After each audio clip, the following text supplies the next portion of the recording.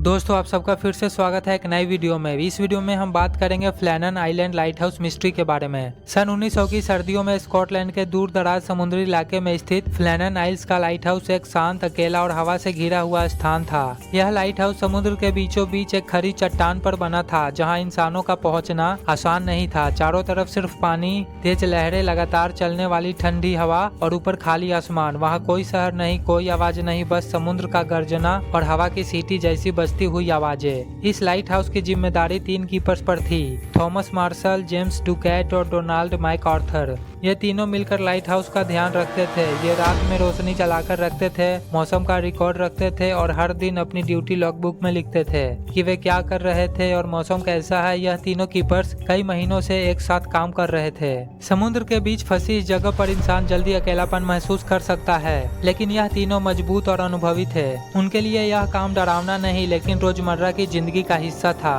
वे तीनों मिलकर खाना बनाते थे, बातें करते थे, जगते थे, सोते थे और अपनी जिम्मेदारियां पूरी करते थे। 15 दिसंबर 1900 को आखिरी बार देखा गया कि लाइट हाउस की लाइटें ठीक से काम कर रही है। लाइटें जल रही थी और सब ठीक लग रहा था, लेकिन उसके बाद कई दिनों तक मुख्य भूमि पर बैठे लोग यह देखने लगे कि लाइट हाउस की रोशनी अब रात में नहीं दिखाई दे रही थी। समुद्र में चलने वाले जहाजों के लिए यह रोशनी बहुत जरूरी थी, क्योंकि बिना रोशनी के टकराने का खतरा बढ़ जाता था। 24 दिसंबर को लॉन्ग होप नाम का एक जहाज जब उस क्षेत्र से गुजरा तो कप्तान ने देखा कि फ्लैनन आइल्स लाइट हाउस पूरी तरह से अंधेरा है। यह कोई सामान्य बात नहीं थी। कप्तान ने तुरंत मुख्य स्टेशन को सूचना भेज दी, लेकिन मौसम इतना खराब था कि कोई तुरंत वहां पहुंच नहीं सकता था।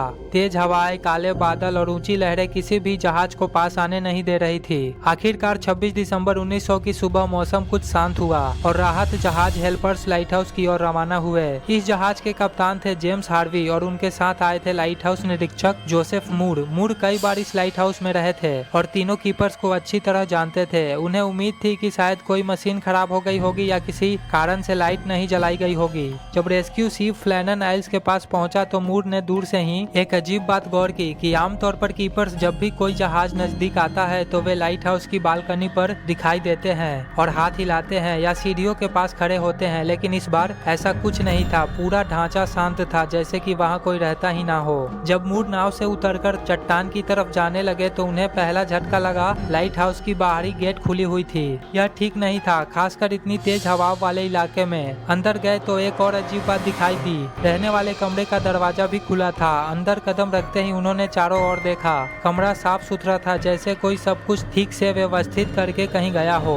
टेबल पर खाना नहीं था, लेकिन बर्तन अपनी जगह पर थे। घड़ी बंद हो चुकी थी, लेकिन कपड़े व्यवस्थित रखे थे। बिस्तर ऐसे थे जैसे पहले इस्तेमाल हुए हो, लेकिन किसी ने जल्दबाजी में उन्हें पूरी तरह से ठीक नहीं किया हो। मूर को समझ नहीं आ रहा था कि तीनों कीपर्स कहाँ गए होंगे। वह जोर से आवाज लगाने लगे, थॉमस, जेम्स, डोनाल्ड, लेकिन कोई जवाब नहीं मिला। जब मूर ने बाकी कमरों की खोज की तो उन्हें लॉगबुक मिली। इसमें आखिरी एंट्रियों ने पूरी तरह टीम को चौंका दिया। 13 दिसंबर की एंट्री में लिखा था कि बहुत भयंकर तूफान आ रहा है। हवाएं इतनी तेज थी कि लाइट हाउस हिल रहा था। लहरें चट्टान की आधी ऊंचाई तक पहुंच रही थी। लेकिन असल हैरानी की बात यह थी कि उस दिन मौसम का रिकॉर्ड बताता है कि उस इलाके में कोई तूफान नहीं था। मौसम सामान्य था और आसमान साफ था। फिर 14 दिसंबर की एंट्री में लिखा था कि तूफान और जोरदार हो गया है। तीनों बहुत डरे हुए हैं। एक कीपर रो भी रहा है, लेकिन फिर भी मौसम रिकॉर्ड साफ कहता है कि उस दिन भी कोई तूफान नहीं था। लॉगबुक की आखिरी एंट्री 15 दिसंबर की थी, जिसमें लिखा था कि तूफान थम गया है, समुद्र अब शांत है, भगवान हम सबको बचाए। लेकिन इस एंट्री के बाद कोई शब्द नहीं था। उसके बाद तीनों कीपर्स का कोई निशान नहीं मिला। टीम ने लाइट हाउस के बाहर जाकर खोजबीन शुरू की। उन्होंने देखा कि एक तरफ की रेलिंग टूटी हुई थी। ऐसा लगता था जैसे किसी भारी चीज ने उसे टक्कर मारी हो। आसपास के पत्थरों पर समुद्र के पानी के छींटे दिखाई दे रहे थे, जो सामान्य से कहीं ज्यादा ऊंचाई तक पहुंचे हुए थे। सबसे बड़ा सुराग मिला नीचे वाली चट्टान पर। वहां कुछ रस्सियां उलझी हुई थी, जैसे किसी ने उन्हें नीचे जाकर कसने की कोशिश की हो। शायद लहरों ने उन रस्सियों को ढीला कर दिया था और कीपर्स नीचे उतरे होंगे, लेकिन सवाल यह था कि तीनों एक साथ क्यों गए। नियम के हिसाब से एक कीपर को हमेशा ऊपर रहना चाहिए था। ऐसा मान लिया गया कि शायद लहरें अचानक बहुत ऊंची हो गई और तीनों नीचे फंस गए। लेकिन तीनों मजबूत आदमी एक साथ गायब कैसे हो सकते थे, और फिर तूफान का जिक्र लॉगबुक में क्यों था जबकि मौसम साफ था। कुछ लोग मानते हैं कि उन्होंने कोई अजीब प्राकृतिक घटना देखी होगी, शायद एक विशाल रॉक वेव जो कभी कभी अचानक उठती है और अपनी राह राह में आने वाली हर चीज को बहा ले जाती है। लेकिन ऐसा हुआ भी हो तो तीनों एक साथ नीचे क्यों गए और ऊपर के कमरे व्यवस्थित क्यों थे? कुछ लोग यह भी कहते हैं कि शायद उनमें से किसी ने बाकी दो को नुकसान पहुंचाया हो, गुस्से में या पागलपन में। लेकिन कमरे और बर्तन देखकर ऐसा लगता नहीं था कि कोई लड़ाई हुई है। एक और थ्योरी कहती है कि यह पूरी घटना सुपरनेचुरल थी।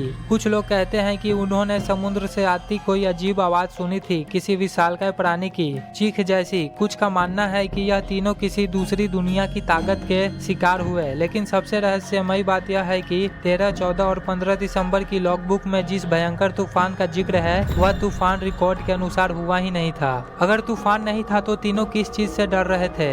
दिन बीतते गए और तीनों की याद में एक पत्थर का स्मारक बनाया गया, लेकिन उनका रहस्य वहीं रह गया। ठंडी हवाओं और उफनते समुद्र के बीच अकेलेपन से घिरे उस लाइट हाउस में आज 120 साल बीत जाने के बाद भी फ्लैनन आइल्स लाइट हाउस की घटना इतिहास की सबसे अजीब और अनसुलझे रहस्यों में गिनी जाती है।